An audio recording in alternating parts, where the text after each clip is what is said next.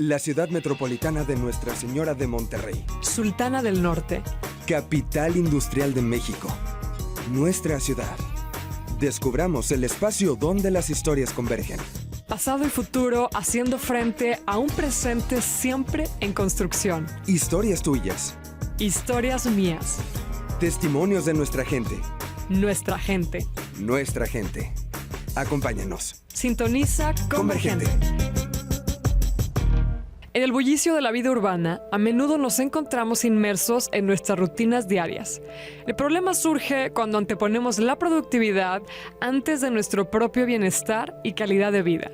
Sin embargo, creemos que detenerse, respirar y reflexionar necesitan volverse parte de esta forma de vida. En el programa de hoy nos sumergiremos en la importancia de cuidar de nosotros, tanto física como emocionalmente, porque una mejor ciudad, vibrante y próspera, comienza con ciudadanos saludables y conscientes, dispuestos a trabajar juntos por un bien común. Iniciamos nuestro recorrido platicando con la doctora Alejandra Ponce, de Healthy Aging, quien comparte que la nutrición por sí sola no es suficiente para lograr que las personas vivan más y mejor. Ella ha trabajado en la medicina de estilo de vida y es una de las primeras impulsoras de la nutrigenética como herramienta principal. Amigos de Convergente, gracias por seguir con nosotros. Hoy estoy sentado con de verdad una genio en dos temas que probablemente allá en casa y yo también cuando me los pusieron sobre la mesa decía, ¿y esto cómo se va a empatar? Genética y nutrición. ¿Cómo vamos de un lado al otro? ¿Cómo saltamos? ¿Y cómo se va en la misma línea en donde las dos partes las debemos de conocer a la perfección?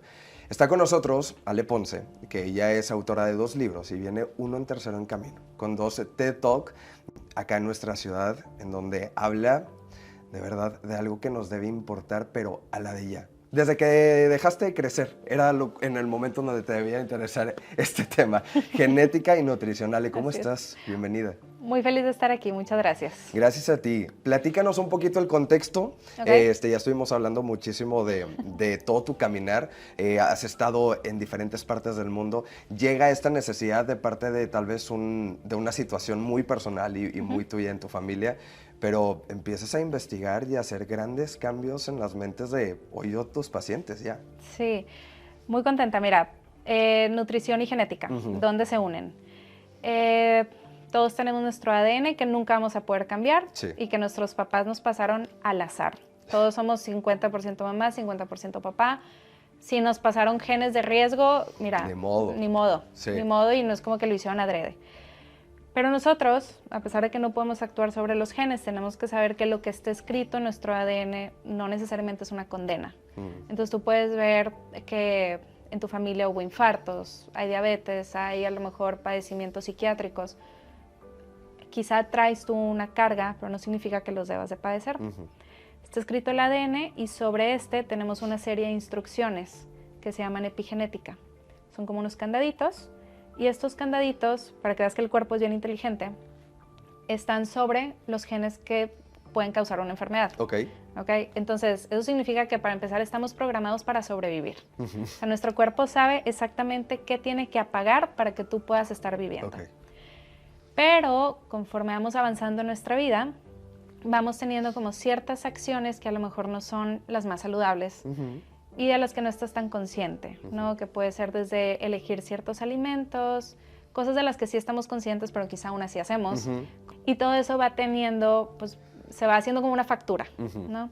Llega el punto en el que este estrés va sobre los genes y empieza a actuar sobre estos candaditos y los empieza a abrir. Es donde empezamos a presentar algunas enfermedades. Si tú llegas a ser diagnosticado con diabetes a tus 50 y tantos años, no es que a partir de ese momento de repente apareció la enfermedad en ti, o sea, ya estaba escrita, ya estaba un riesgo, nada más hubo un momento donde tu ambiente disparó ese riesgo. Entonces, ¿cómo se une la nutrición y la genética? Porque estos candaditos pues se pueden modificar por medio de la nutrición. Se pueden preservar o les podemos hacer muchísimo daño. Entonces, lo que yo estudié habla precisamente de estudiar los genes para saber cómo actuar sobre ellos y poder mantener las enfermedades lo más silenciadas posibles el mayor tiempo posible. ¿Para qué? Para que puedas vivir más y puedas vivir mejor. Claro. Y justo era muy chistoso ahorita que nos platicabas también antes de empezar con la plática, de que y estos genes también nos pueden ayudar mucho para la vida cotidiana. O sea, en el sentido de, casi creo, en qué habilidades te puedes desarrollar más, en qué deporte es el mejor que se adapta a tu fuerza, a tus músculos, a tu corazón, etcétera. Y como lo decías, llegas a ver hasta un poquito el futuro, no en ese sentido, porque aquí sí está escrito y es científicamente comprobado, pero de qué manera también pudieras como empezar a involucrar, o bueno, más bien a empezar a orillar a la gente tal vez en un tema de hacer ejercicio, en qué te relacionas o en qué basas como las partes de tus estudios con esto físico que debería también de llevar a cabo la persona o tu paciente. Hay ciertos genes que nos hablan de cómo tu sistema nervioso va a regularse o va a actuar de acuerdo a la cantidad tipo de adrenalina que tengas y todos estos receptores adrenérgicos, ¿no? Entonces hay pacientes que son muy sensibles a esto. Cuando empieza a subir la frecuencia cardíaca porque están haciendo ejercicio, su cuerpo, en lugar de pensar o darse cuenta de que está haciendo ejercicio, se estimula tanto que dice, me está persiguiendo alguien, estoy bajo un peligro, estoy bajo estrés. Entonces lo que hace es que secreta tanta adrenalina, cortisol y demás, que eso, al contrario, guarda grasa y usa músculo como energía porque piensa que estás huyendo. Entonces, lo primero que hay que saber para comprender esto es que nuestros genes siguen con una programación muy primitiva. O sea, nuestra genética en realidad no se ha dado cuenta que vivimos en una sociedad moderna. Ni siquiera que tenemos tipo abrigo ni nada. No. O sea, por eso hay genes que guardan como mucha grasa para protegerse del frío, ¿vale? Entonces, en cuestión del ejercicio, resulta que, y lo puedes ver tú en gente que conozcas, ¿no? Oye, hacen ejercicio súper intenso, pero no ven cambio en su cuerpo. Al contrario, se sienten mal, se sienten atropellados después de haber hecho ejercicio, tienen muchísima hambre. Entonces, el ejercicio en realidad pues, no les estaba funcionando mucho, pero siguen, ¿no? Porque está de moda subirte o al brincolín, o a la bici, o a correr 42 kilómetros, lo que tú quieras. Y cuando se hacen el estudio, se dan cuenta que a lo mejor ellos necesitaban un ejercicio más tranquilo, más moderado. Quizá con caminar, pues con caminar estaba bien, pero porque su cuerpo es muy sensible a estas endorfinas y que al final piensa que está siendo perseguido, que está bajo peligro. Entonces es una parte como de ver, necesito ejercicio moderado o ejercicio intenso. La otra parte son las fibras musculares. Existen diferentes tipos de fibras de músculo. Entonces están las que son de pura fuerza, los de resistencia y los que tienen una combinación de los dos, y todos pues van a utilizar un ejercicio distinto. El que es de pura fuerza va a ser una persona que le va súper bien tipo cargando pesas, en ejercicios de mucho como contacto fuerte. Contacto, exacto, que requiere una reacción rápida. Los de resistencia les va bien como teniendo un movimiento muy repetitivo por mucho tiempo, más ejercicio aeróbico, y los mixtos pues tienen que ser de las dos cosas. Entonces, cuando sabes eso, haz de cuenta que en lugar de tener como un catálogo de 100 tipos de ejercicio que todo el mundo te habla maravilla de todos ellos, pues ya nada más lo acotas a, oye, a mí me van bien estos 15 tipos de ejercicio. Claro. ¿Cuál me gusta? ¿Cuál disfruto más? Todos me van súper bien. Ah, bueno, pues voy a hacer estos, en lugar de estarme desgastando en estos otros. Que hace ratito platicábamos que luego... Bueno, tú pudieras saber prácticamente desde bebecitos en qué se pudieran desarrollar perfectamente pues, el bebé, ¿no? En un futuro. Pero también hablábamos de esta parte como ética y también un poco en la psicología de también hay que vivir y hay que aprender, ¿no? También sobre la marcha. Los niños son un poquito más como intuitivos con este punto, más que los adultos, porque a ver, tú como adulto... Te aferras. Te aferras. Sí, y ahí le porque sigues. a él le funcionó, entonces me tiene que funcionar a mí también. Y le sigues y te sientes fatal, pero ahí vas. Y los niños no. Entonces los niños son más intuitivos, incluso en la alimentación y todo. Yo cuando hago estos estudios en niños, no se los explico a ellos, yo no soy nutrióloga pediátrica, pero se los explico a los papás. Se les doy como un panorama de, ok, estos son los posibles riesgos de tu hijo, tienes que estar haciendo estos estudios de forma anual, estos son los ejercicios que les van, pero déjalo que disfrute lo que él quiera y se va a ir enfocando en lo que sea bueno, porque lo va a sentir mejor para él. Y ahí a veces mucho la lucha es con los papás de, no, es que yo quería que fuera bailarina. Y yo, es que la verdad es que no le va mucho. Sí. Y si la niña te está diciendo que no, es porque está sabiendo escuchar su cuerpo. Déjale probar otras cosas. Sí. Entonces es interesante con los papás porque, claro, lo primero que yo les digo es no se obsesionen. Como papá es bien difícil. Claro. Es como, ya tengo todo tu manual aquí, Sí, de que sí. hazme caso. Tengo tu letra A Sí. con el más y... Exacto, claro. de que hazme caso a mi hijo, pero los tienes que dejar equivocarse y aprender y pues guiarlos. Ale, ¿a qué edad crees bien recomendado como empezarte a hacer estos estudios? La verdad es que se pueden hacer a Sí, en cualquier cualquier edad. momento. Ajá. No son invasivos, o sea, al final es un hisopo grande que haces un raspado bucal, Ok. entonces no es nada invasivo, pero para muchos niños sí puede ser como, pues, que me Sí, estás sí, metiendo sí. en la boca, ¿no? Claro. Entonces digo, cuando tu hijo se lo quiera, se puede hacer solo, que más o menos es 4 años y medio, 5, ellos ya solo se pueden hacer el raspadito en la boca y ya se mandan a analizar. Entonces, eso sería lo mejor, como que los niños también estén conscientes Claro. de que se les está haciendo un estudio, que va a ser como un instructivo de su vida y listo. Ok. Y parte de lo que a mí me gusta mucho de lo que yo hago Ujú. es que cuando yo te doy tu información genética, te empodero a ti. Claro. O sea, esta es tu información, no dependes de mí.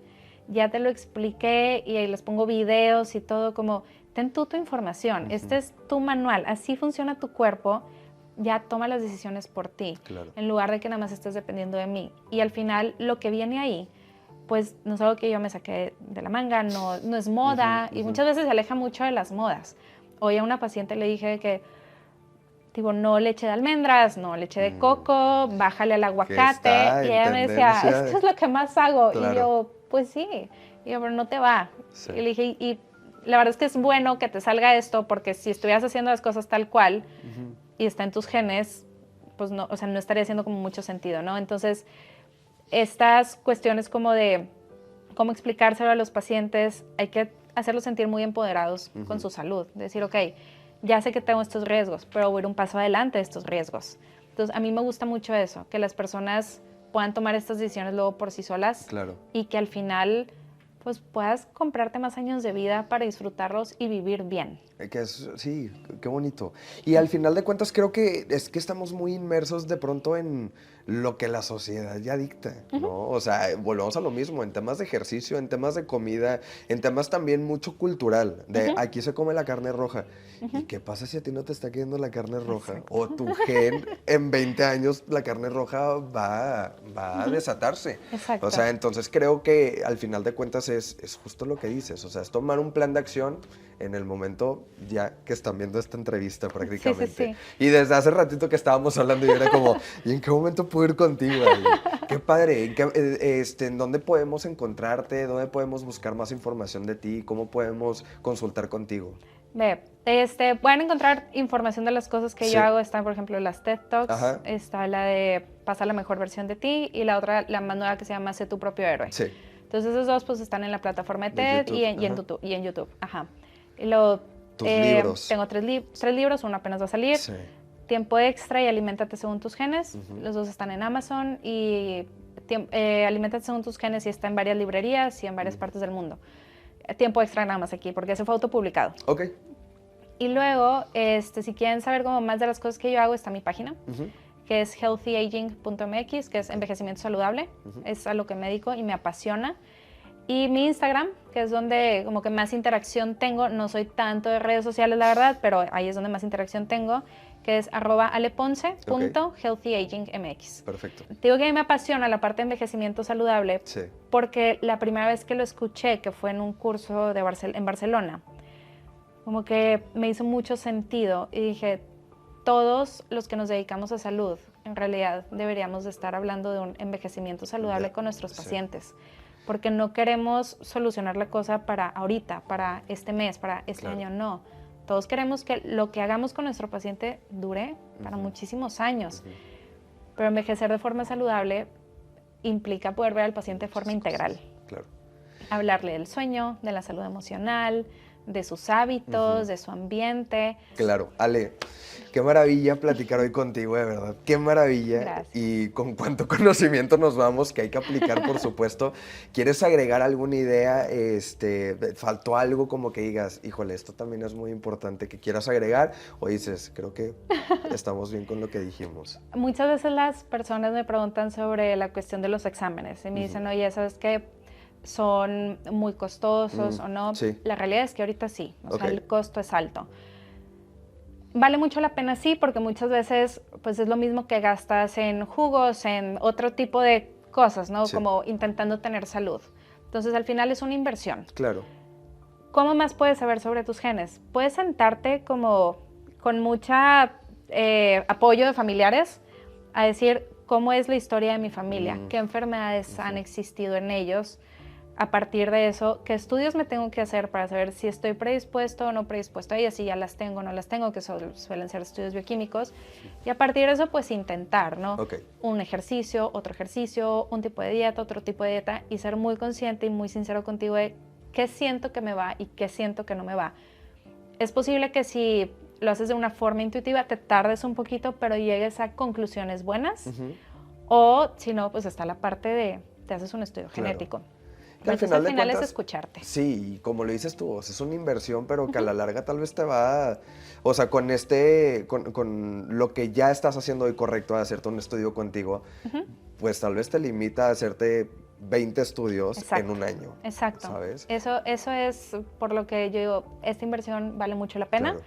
Y luego ya nada más te guía el resto de tu vida hacia qué más tienes que hacer, pero ya sin ese riesgo de que, híjole, ya me enfermé, tal, no, Claro. ya siempre vas a ir un paso adelante de la enfermedad. Claro. Entonces, ir un paso adelante de la enfermedad es lo que te va a llevar a vivir más. Perfecto. Pues Ale, tus redes sociales ya no las compartiste, van a estar apareciendo aquí en pantalla. Gracias. Gracias y gracias por tu labor y por adentrarte a este tema y traerlo como segunda mexicana Sí. desde el otro lado del mundo Muchas para también gracias. compartirlo en nuestro país, que es muy valioso. Gracias. Sí, gracias a ti. Nosotros continuamos aquí en Convergente. Nuestros amigos de Hotel Auténtico nos permitieron charlar con Rolando González de DIMAC, Desarrollo Integral de Movimiento y Desarrollo Integral de la Mujer, hablando sobre cómo las adicciones se presentan en las personas. Además, nos ayuda para saber cómo identificarlas en nosotros y en los demás. La importancia de apoyar a los que nos rodean es parte integral de una comunidad sólida y Rolando nos platicará más de ello. Gracias por estar con nosotros en Convergente. Como se han dado cuenta, hemos tenido grandes invitados, grandes pláticas y hoy no es la excepción. Hoy tenemos a Rolando González de DIMAC, que es un centro de rehabilitación que está en Santiago, Nuevo León. Y él nos viene a platicar acerca de mucho el tema de las causas, tal vez de cómo poder identificar tal vez el tema de drogadicción. Si estamos viviendo alguna parte en nuestro hogar, si lo estamos empezando a identificar tal vez en la pareja, en los hijos, en cualquier parte, porque al final de cuentas no estamos exentos de que alguien llegue a pasar por una adicción, que al final de cuentas lo traducimos a una enfermedad. ¿Cómo estás? Muy bien, Donato, muchas gracias por el espacio. Qué bueno. Me encantaría saber qué hay tal vez detrás de cada una de las decisiones que se llegan a tomar cuando empezamos ya a tener como de base de nuestro día a día una droga cerca a nosotros.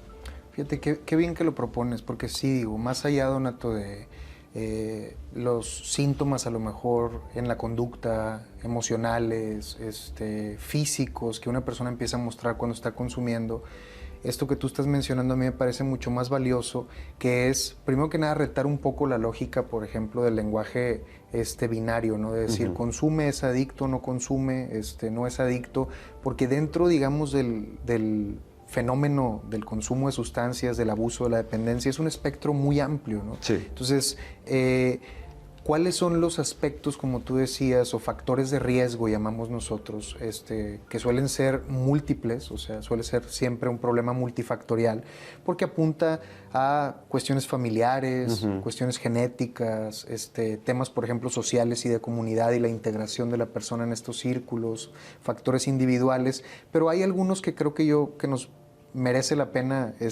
a lo mejor hablar un poco para reflexionar sobre ellos, y es, por ejemplo, los que tienen que ver con la historia del desarrollo de la persona, ¿no? Por ejemplo, hoy sabemos que hay algunos factores que son casi sinónimos de problemas psicosociales en un futuro del desarrollo de un problema de adicción, como puede ser, por ejemplo, la violencia.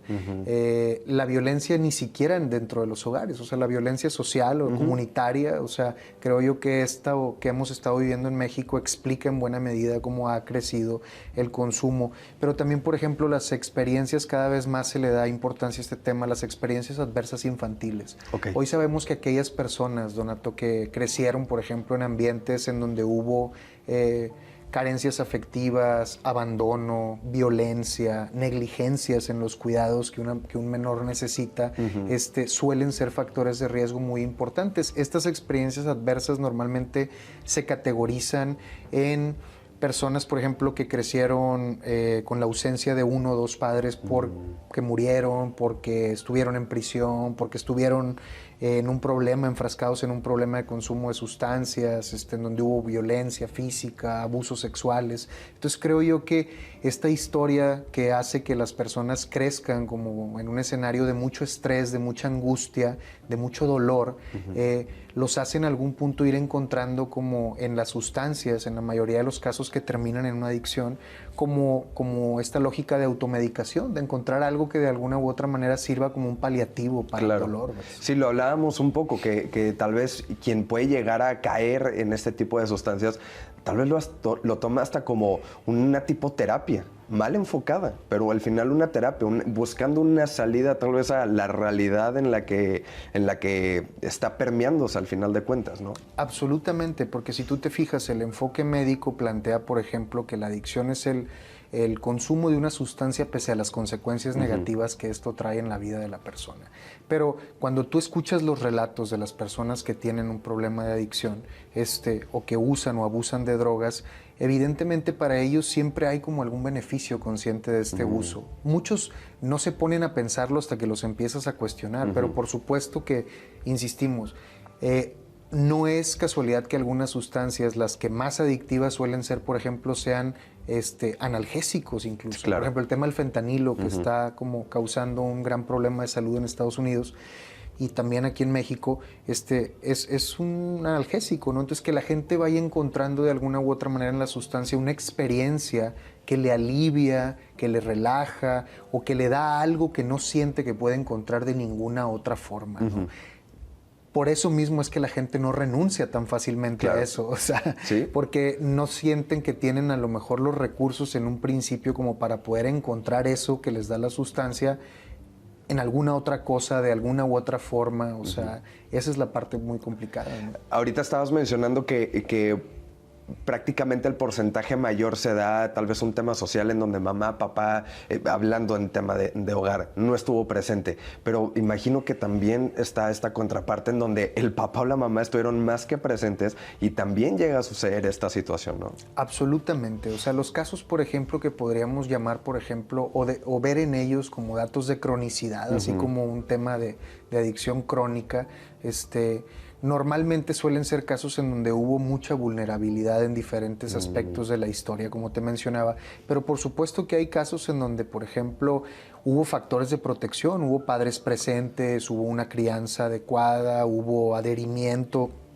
a la escuela y los espacios de socialización digamos, apropiados o necesarios para el desarrollo, y empiezan otros factores de riesgo como a tomar de alguna u otra forma más fuerza. Claro. Esto creo yo que, aunque no resistimos, Donato, la tentación de querer explicar este fenómeno como desde lo general, ¿no? A nivel macro, yo siempre les digo que el oficio, como en mi caso del terapeuta, es un oficio muy modesto, porque es caso por caso, porque hay que entender que en este trabajo casuístico, pues cada persona tiene una historia distinta, hay factores distintos que lo empujaron de alguna manera a desarrollar con una o varias sustancias una relación problemática, y entonces creo que la labor de nosotros es justamente dispensarle una escucha y darle valor a esa historia de la que las personas son productos para que ellos puedan llegar a entenderlo, ¿no? Y entonces Claro. a generar o desarrollar en ellos una serie de habilidades para afrontar de una manera diferente. Y es que creo que también tenemos como una muy mala imagen de las personas que consumen algún tipo de sustancia, ¿no? Por lo que vemos de pronto en la televisión, en lo que nos muestran en las redes sociales, etcétera. Y también creo, en parte de la familia, se llegan a sentir muy culpables, ¿no? Y en el sentido de, es que fue por mi culpa y no estoy haciendo nada al respecto, yo lo orillé a que pasara esto. Pudo haber sido uno de los factores, pero al final de cuentas, si no actuamos y nos quedamos solamente con ese pensar y con las manos cruzadas porque creemos que no podemos hacer nada, entonces ahí en donde empezamos a cometer el error. Lo que acabas de decir me parece muy valioso justo para entender esto, ¿no? Mira, en México sigue habiendo, aunque digamos que no, un estigma importante al tema de las adicciones. Totalmente. ¿No? O sea, sigue siendo un tema estereotipado, prejuicioso, y estigmatizado. Sí, o sea, que solamente el que trae tatuajes lo hace, el que vive tal vez en un nivel socioeconómico bajo lo hace, y literalmente creo que estamos todos inmersos y rodeados de que sucede. Totalmente, y nos cuesta mucho trabajo, creo yo, resistir como esta pose moralista, ¿no? Del mexicano, como que le atribuye al hecho del consumo esta característica de ser algo que desvía a las personas de la norma social, ¿no? Entonces Claro. ya es malo, ¿no? Entonces, por supuesto, ahorita que lo decías, cuando esto aparece en una familia, evidentemente es algo que sacude la organización familiar. Tenemos que entender que la familia, como un conjunto de elementos interrelacionados, ¿no? Este sistema que opera bajo ciertas normas de convivencia, roles, funciones, etcétera, de sus integrantes, cuando esto sucede se desorganiza, ¿no? Causa una crisis, vamos a entenderlo en el sentido más sencillo del término, estas situaciones que tienen la virtud de provocar angustia dentro de la familia. Y muchas veces, por supuesto, a cada miembro le despiertan diferentes cosas, culpas, miedos, resentimientos, etc. Es por eso que atravesar, digamos, por un proceso como este, Donato, para una familia cuando se trata de un caso de un consumo problemático, y a veces no, porque a veces ni siquiera es un caso de un consumo problemático, pero la angustia desborda a la familia y empieza de alguna u otra manera desde la dinámica familiar, los diferentes miembros de la familia a tomar ciertos roles o conductas o actitudes que, lejos de favorecer, perpetúan o refuerzan el comportamiento y no están, digamos, al servicio de la recuperación ni del miembro que está usando sustancias ni del resto. Claro. ¿no? Entonces, sí creo que es importante como entender que, en mi humilde opinión, lo primero sería como hacer estos cuestionamientos hacia nosotros mismos, si fuéramos familiares, ¿no? Como, bueno, ¿qué es lo que esto me está provocando a mí? ¿Cómo me hace sentir? ¿De qué forma me está afectando a mí y a mis roles y funciones que yo juego en la familia? Y sobre todo tratar de buscar la ayuda que necesiten para ellos, para el que siente, porque de pronto es resistir esta tentación de querer como padres ir a consultar por un tercero que no está, ¿no? Que es el hijo, ¿no? Sí, sí. Entonces, sí, como dar ese paso de estar dispuestos y de, sobre todo, saber que esto es un tema de salud, o sea, que no atenta contra la calidad moral de las personas, ni tampoco las hace menos, para nada. O sea. Que también es importante, o sea, creo que lo mencionas, ok, ya como familia, como amigo, como alguien cercano, te empiezas a dar cuenta. Pero entonces el siguiente paso a la hora de intentar buscar ayuda, ya a mí se me sale de las manos como persona que quiere ayudar. Pero entonces intenta buscar a un tercero para la ayuda. Y también llegan estos estigmas de, ay, es que en el centro de rehabilitación tal vez le van a hacer daño. Van a llegar y es un lugar en donde solamente se va a encontrar a gente que lo va a envolver más, etcétera. Hay también 200,000 estigmas, pero ahora necesito que también platiquemos acerca de estos puntos fundamentales del por qué sería importante que mamá, papá, amigo, hermano, quien sea, se acerque para ayudar a con quien quiera hacerlo y que se acerque a un centro de rehabilitación como lo es ustedes, que están obviamente también avalados y con todos los permisos, por supuesto, para poder hacer todas esas tipos de intervención. Fíjate, eso lo podría responder de una forma muy simple, ¿no? Yo creo que es importante el apoyo que la familia le puede dispensar a la persona que esté teniendo un problema, porque de esto nadie sale solo. Totalmente. O sea, sí. nosotros somos seres gregarios. somos seres sociales, necesitamos de las interacciones, de los vínculos, de los lazos, del acompañamiento de otros. Entonces, este es un problema del que nadie sale solo. Se necesita de otros que estén ahí, que hagan esa función de soporte, de apoyo, de acompañamiento, y la familia suele ser como un factor de protección por excelencia. Ahora, esta otra parte, como el estigma a las instituciones o a los personajes centros, profesionales, etcétera, que puedan brindar ayuda. Yo te voy a decir una cosa y creo que es importante que la gente lo sepa. Los centros, cada centro, cada espacio que brinda atención, tratamiento, etcétera, tiene un modelo distinto. Todos los modelos funcionan, pero no todos funcionan para todas las personas. O sea, es decir, por eso decía, retar este tema del lenguaje binario de adicto o no adicto implica como categorizar, decir, ok, esta persona tiene un trastorno leve, esta persona tiene un trastorno moderado, esta persona tiene un trastorno severo, requiere internamiento, ¿qué tipo de internamiento? Porque después es, bueno, hay muchas instituciones, cada una tiene modelos de tratamiento diferentes, es importante que la familia se informe, pregunte, cuestione y sobre todo resista un poco como esta tentación de caer en algunas instituciones generalmente que ofrecen malas prácticas y que la primera mala práctica, en mi humilde opinión, es ostentarse como la solución definitiva. O sea, si hay alguien que está ofreciendo eso, seguramente está mintiendo. O sea, hay que entender que los tratamientos en este contexto no ofrecen garantías. O sea, la garantía de que todo va a estar bien por siempre. Entonces, que la familia es importante que lo sepa y que la institución o el lugar que encuentren, pues sea obviamente un lugar que esté debidamente establecido, como tú ya lo decías, con los avisos de funcionamiento y todos estos permisos necesarios, pero sobre todo esta parte, ¿no? Que haya una apertura, una transparencia a explicar cuál es el modelo de tratamiento, qué componentes lo integran, cuál es la forma en la que ellos tratan esto, cómo integran a la familia al programa, qué apoyo le dan tanto al usuario como a la familia para poder de alguna u otra manera pensar en que puede ser una alternativa. Creo también, ya nada más como para cerrar la idea, es importante que la familia también dentro de este contexto en el que, ok, la persona que consume sustancias ya se dejó ayudar, que también sean aliados de esto, porque qué complicado es de pronto que tal vez la persona que ya pasó por el proceso sale del internamiento y regresa a casa en donde encuentra exactamente lo mismo.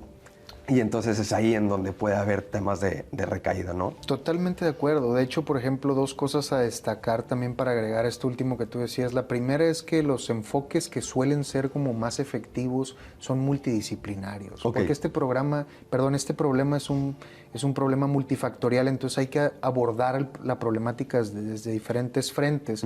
Uno de estos frentes integra justamente como el abordaje sistémico, el atender o dispensarle apoyo a la familia, porque muchas veces la familia se resiste también al tratamiento porque hay muchas cosas del consumo en el usuario que de alguna u otra forma se explican bien desde la dinámica familiar, ¿no?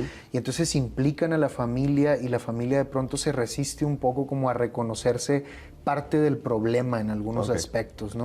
Entonces yo siempre les digo, pasar a ser parte de la solución es lo más importante, ¿no? No se trata como de cazar brujas y de ver quién es más culpable, ¿no? Es justamente como de ver de qué puedo tomar yo responsabilidad dentro de este proceso para que las cosas funcionen.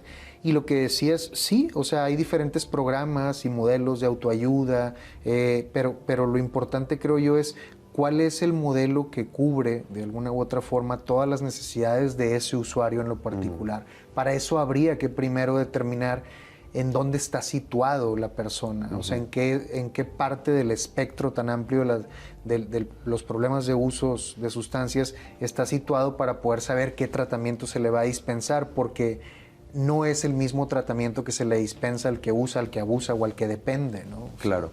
Rolando, para cerrar esta plática, ¿quieres dar algún mensaje, alguna idea que se haya quedado como inconclusa? Y también, por supuesto, ¿por qué no compartir redes sociales del centro de rehabilitación que está en Santiago para que también la gente con algún tipo de duda o gritando ayuda, literalmente se acerque con ustedes? Pues muchas gracias, primero que nada, Donato, por el espacio. Sí, agradecer básicamente la posibilidad de visibilizar este tema y de hablarlo, porque es un tema muy trillado, en mi humilde opinión, pero muy poco entendido. Entonces creo que hacen falta espacios como este que permitan abordar temas pues digamos, desde una perspectiva abierta, ¿no? Y para las personas que estén interesadas en seguir, nosotros subimos contenidos, información, etcétera, pueden buscarnos en las redes sociales como Desarrollo Integral en Movimiento, AC, o como DIMAC Mujeres. Tenemos esas dos cuentas, páginas de internet, Facebook, Instagram, ahí pueden encontrarnos. Perfecto. Pues Rolando, ojalá fuera eterna la tarde para seguir la plática. Gracias por esta información que seguramente va a ser valiosa para quien nos está viendo, y éxito. Y gracias también por todo tu trabajo y labor que están haciendo. Muchas gracias, Donato. Continuamos con más aquí en Convergente.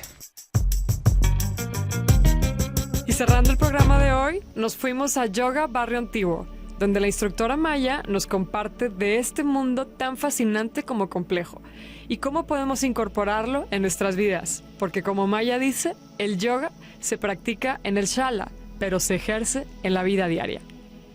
Amigos de Convergente, qué gusto que estén acá con nosotros. De pronto, cuando vamos caminando hacia los lugares, como que la vida de pronto nos interpone cosas, situaciones, y veníamos como con el estrés y el ajetreo del día a día. Y de la ciudad también. Y de la ciudad. Y simplemente entramos a un espacio en donde nos decía, cálmense y platiquen.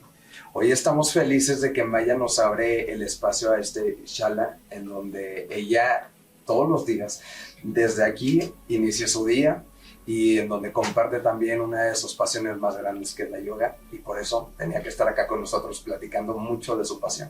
Maya, ¿cómo estás? Hola, buenas tardes. Bienvenidos a Yoga Barrio Antiguo. Gracias, nos encanta la experiencia de estar acá contigo y a que nos abras un poco el panorama, principalmente así, como si fuéramos nuevecitos, sacados del cascarón. ¿Qué es el yoga?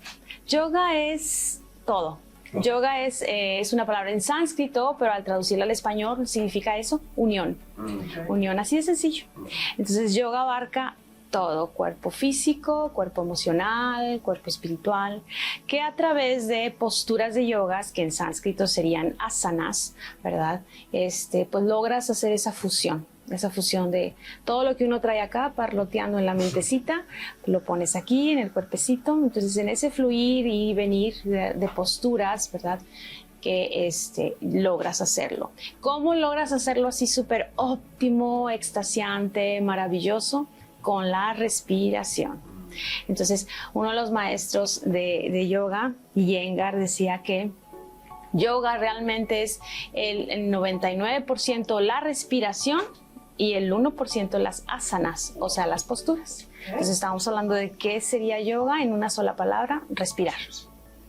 ¿Qué tal? Wow. Y Maya, ¿por qué no nos platicas un poquito más sobre ti? ¿Cómo empezaste en esta cultura? Porque es toda una cultura del yoga que atraviesa todo el estilo de vida. Es una manera de vivir, de hacer las cosas, de tener pensamientos. ¿Cómo empezaste tú en este camino? Uy, empecé por prescripción médica. Okay. Sí, así.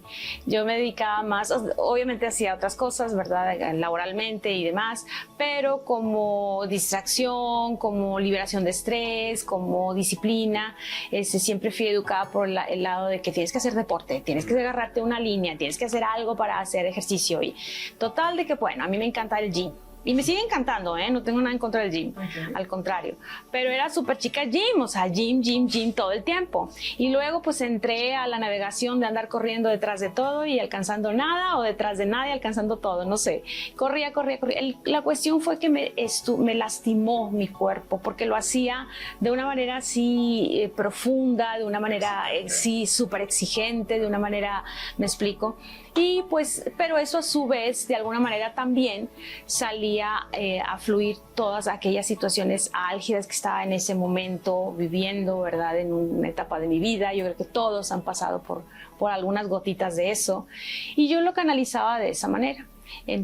Empezó a lacerarse mi cuerpo, a lastimarse mi cuerpo, y pues empecé a caer en citas con el traumatólogo forzosas. Hasta que un día me da una situación de una bursitis trocantérica y me lleva a tranquilizarme. O sea, por prescripción médica me dice mi doctor, lo único que puedes hacer es yoga. Y yo, ¿yoga? ¿Qué es esto? ¿Cómo se come? Dije, ¿yoga? Pues ahí no se hace nada. Sí. Dijo, no, pues es lo único que puedes hacer. Dije, pues bueno, allá voy a un gimnasio que tenía yoga. Entonces, para no hacerles el chorro tan largo, ¿verdad? El rollo tan largo, simplemente empecé a hacer yoga y voy a un lugar y empiezo por las posturas y me doy cuenta que mi cuerpo físico estaba muy contraído. Y al momento de querer expanderlo, yo no sabía que no podía elevar los brazos, no sabía que no podía flexionar mis piernas, no sabía, o sea, realmente no sabía. Y al momento de hacer esa fusión y esa conexión, ¿verdad? De darme cuenta de mi cuerpo físico como mi templo, como mi casa, mi primer hogar, que siempre es lo que les comento aquí a mis practicantes, ahora, pues en ese momento lo que sucedía era que empezaba a descubrirme, a redescubrirme en eso. Y empecé a notar que se podía fusionar todo, empecé a saber que necesitaba fuerza también. Claro. Para sostener toda esta bellezura, ¿verdad? Y párate de manos, y párate en un pie, y párate en el otro, y eleva una pierna. Y todo eso me fue a llevar a descubrir que en el yoga encontraba todo. Y además cada vez me sentía mejor. Cada vez me sentía mejor. Creo que justo lo que acabas de mencionar, una de las cosas importantes es que tal vez, no sé, como que hay deportes en donde te dicen es que tienes que empezar desde los 5 años porque entonces si no, ya no vas a ser igual de experto que las otras personas o que necesitas como 10 años para convertirte en que algo te empiece a salir como en forma. Y aquí, al contrario, o sea, al final de cuentas, este es un deporte que se puede desarrollar a la edad que queramos. Sí, claro, por supuesto, sí. Por supuesto. Acabas de mencionar algo y lo llamaste deporte como tal. Dentro del yoga, el movimiento de las asanas, que son posturas, ¿verdad? Puedes llegar a ese reto, ¿verdad? Decir, quiero hacer el parado de manos, ¿verdad? Y lo tengo que hacer, lo tengo que hacer. Y puedes hacerlo de esa manera. Si es tu elección, si lo eliges de esa forma, lo puedes hacer. Pero la idea de estar en el yoga es esa fusión, esa combinación, me explico, de tener la presencia física, emocional y sutil, claro. ¿Verdad? Que te lleva a una espiritualidad, ¿sí me explico? Conectado con otras cosas. Conectado sí. Con otras cosas. Entonces se dice aquí, es que yo no voy, y muy frecuentemente al momento que me solicitan informes me dicen, es que yo no soy nada flexible, es que nunca he hecho flexible. Sí. A mí me, primero, ¿no? Miedo primero. A mí me mandó el psicólogo, ¿verdad?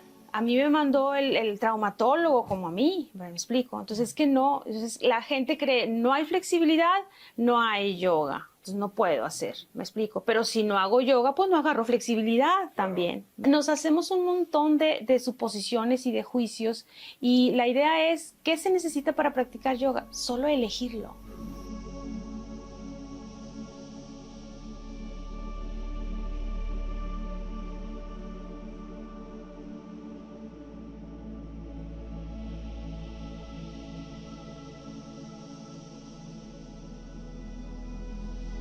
Que como lo hablábamos hace ratito, la palabra unión, ¿no? Lo que decíamos, al final de cuentas creo que también siempre vamos con un estilo de prejuicio ya desde antes, desde uno decir, no, tal vez no me va a salir, que van a pensar de mí, que me van a voltear a ver y yo voy a estar haciendo el ridículo y totalmente lo contrario, o sea, llegas a un espacio, creo yo también, la yoga va a eso, ¿no? A perder un poco el prejuicio que tenemos ante nosotros mismos y es, explora. Literalmente, ¿no? Sí, y como les comentaba, o sea, yo no me conocía o sea, no conocía mi cuerpo. Y estaba bien, o sea, no tengo ninguna, queja, ¿verdad? Me ayudó en su momento, me dio las herramientas que necesitaba, ¿verdad? Pero pues bueno, en mi experiencia a lo mejor tuve que destruir un poco mi cuerpo físico, ¿verdad? Para romper esa barrera y llegar a yoga. Y pues a mí me encantaría invitarlos a que eso no suceda, no tener que llegar a una lesión, ¿verdad? A una prescripción médica, sino como manera de prevención y de armonización, ¿verdad? Claro, esto que mencionas, un poco retomando lo que comenta Donato respecto a cómo nuestra actitud, nuestra opinión de nosotros mismos, porque ya hablamos de la parte física del cuerpo, de la elasticidad, de la fuerza, la disciplina, pero también hay una parte interior que creo que involucra mucho el mundo del yoga. ¿De qué manera crees tú que beneficie no nada más la salud física, sino también mental o espiritual esta disciplina? Mira, me encanta esa pregunta porque todos los días me la hago, ¿eh? Y como les digo a mis practicantes, o sea, te lo digo porque me lo digo todo el tiempo, ¿verdad? Te hace vivir aquí y ahora, en el presente. Sí, o sea, en mi experiencia y mi interesante punto de vista, de hecho me tatué, vivo en el presente, ¿sí? Precisamente por esa razón, o sea, era una persona que, y sigo haciéndolo, sigo futureando, sigo imaginándomelo, pero ya desde el sueño, me explico, desde la ilusión, no desde el debo de, tengo que, voy allá, me explico, estando allá con esa ansiedad. Entonces, ¿qué sucede? Vivir en el futuro me tiene siempre ansioso. Entonces no puedo alcanzar nada, porque todo siempre va a ir más adelante que yo. Sí. Entonces, ¿qué voy a sentirme? Insuficiente, mala persona, floja y un montón de otras que tal vez no puedo decir aquí. ¿Y qué sucede si estoy recordando ahí atrás, ¿sí? En el pasado, en lo que pudo ser y no fue, en lo que pudo cambiarme y no me cambió, en todas las oportunidades que perdí y por eso estoy aquí? Me tiene allá atrás, atrás, atrás. Entonces vivo atrás y vivo adelante, vivo atrás y vivo adelante. ¿Qué es yoga? Te tiene aquí. Y si vieras qué ligero es que te tengan aquí, Sí. porque todo lo puedes solucionar. Claro. Todo lo que te venga lo tienes en tus manos y lo puedes cambiar N cantidad de veces que quieras, ¿sabes? Entonces cuando estás aquí, pues respiras. Cuando estás aquí, degustas. Cuando estás aquí, sientes bien deli. Cuando estás aquí, observas todo. ¿Sí? Y si te das cuenta, solo te estoy hablando de los sentidos. Y tenemos 5, no tenemos 1 millón. Sí, Entonces, ¿qué sucede? Te disfrutas. claro. Desde que el sol sale. Sí, te disfrutas porque hay que disfrutarnos nosotros, hay que gozarnos nosotros. Y eso es una de las cosas, yo creo que eso es uno de los regalitos, te puedo decir millones, pero es uno de los que más he disfrutado del yoga, que estoy aquí. Hoy estoy aquí, estoy súper feliz. Claro. Y válgame que ya habíamos así como que, por alguna razón, una y otra vez habíamos Sí. pospuesto plática. este momento maravilloso, pero tenía que ser cuando tenía que ser, cuando todo lo íbamos a disfrutar, ¿verdad?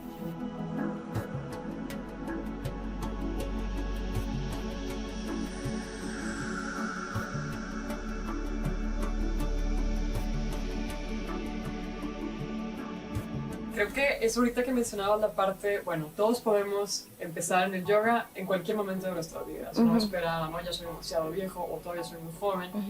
Hablamos de como esa posibilidad infinita de que todos podemos participar en eso. Pero ahorita que mencionabas la parte del shala, que en este caso es este espacio en donde se toman aquí las rutinas de yoga. Las personas tienen que estar siempre en un shala para empezar o para empezar a practicar, a meditar, o pueden también hacerlo en su propio espacio, crearse su propio, digamos, universo. No sé, ¿qué recomiendas tú, por ejemplo? Claro, yo como les digo a mis practicantes, y ahorita se los comentaba aquí, aquí aprendemos posturas, ¿verdad? En un shala, en un ambiente, es como así en su oficina, ¿verdad? Es que tengo mi oficina y voy, ahora los cibers pues también son oficinas, guiados, además y todo. Creamos este espacio aquí y ahora en este momento, ¿verdad? Okay. Pero yo siempre les digo a mis practicantes, yo les muestro aquí las posturas, ¿verdad? Pero el yoga se hace allá afuera, todos los días, todo el día, desde que amaneces, ¿sí? Desde que abres los ojos, a ver, estoy respirando, sí, eso ya es yoga. De hecho, es el 99% de hacer la práctica, Sí. ¿verdad? Respirar. Todo el día. Sí, lo hacemos todo el día. Sí. De manera inconsciente. Te puedes quedar sin tomar agua, te puedes quedar sin comer, pero no te puedes quedar, Sin respirar. no puedes. Sí. Entonces, desde ahí ya estás practicando yoga. Entonces, sí, en todo momento hacer yoga. Todos lo pueden hacer, de cualquier edad, en cualquier instante. Es más, en tu oficina, en silla se puede hacer la yoga. Sentado en el parque, en todos lados se puede hacer yoga.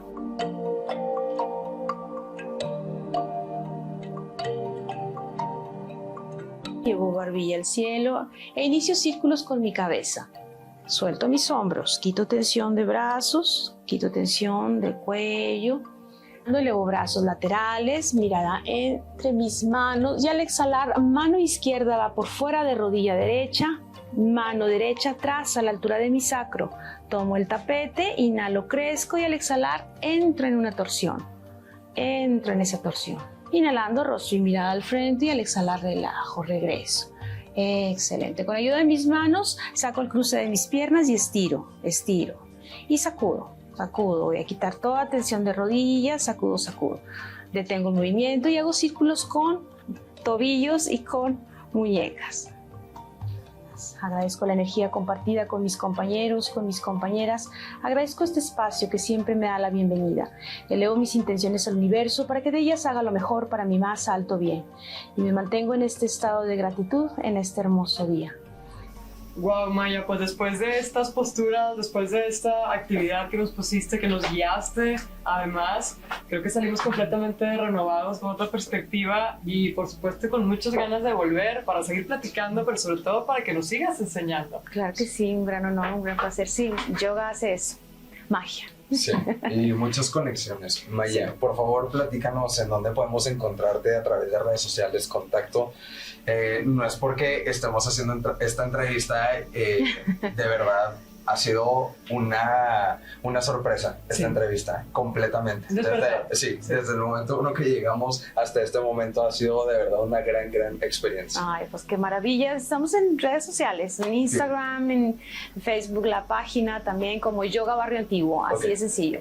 Yoga Barrio Antiguo, a nadie se le olvida. No, está muy sencillo. Además muy céntrico, sí, y la gente te puede contactar por ahí para ver diferentes esquemas de horarios que manejas. Sí, claro, en WhatsApp también, ahí está toda la información y se hacen, igual hacemos clases muestra y los lunes, martes y jueves, pero hay que agendar tu clase, sí, porque tenemos así como que el espacio adecuado. Ajá. Entonces, pues muchísimas gracias por estar aquí, por compartir y sobre todo por divulgar el yoga, porque la verdad que es una energía positiva y a priori. Sí. Y hermosa, además. Además, muy contributiva. Entonces, muchísimas gracias, de verdad. Namaste. Namaste. Bueno, pues amigos de Convergente, acompáñenos a más aventuras dentro de esta ciudad y quédense para conocer más actividades que ustedes pueden también desarrollar para bien de sí mismo y obviamente para bien de la comunidad. Exactamente. Continuamos en Convergente. Amigos de Convergente, gracias por acompañarnos en esta emisión construida a través de seguir las historias que nos rodean. Agradecemos a nuestros amigos de Hotel Auténtico, a la doctora Alejandra Ponce de Healthy Agent, a Rolando González de DIMAC y a Maya de Yoga Barrio Antiguo por brindarnos un poco de su tiempo para construir este espacio donde las historias convergen. Hasta la próxima.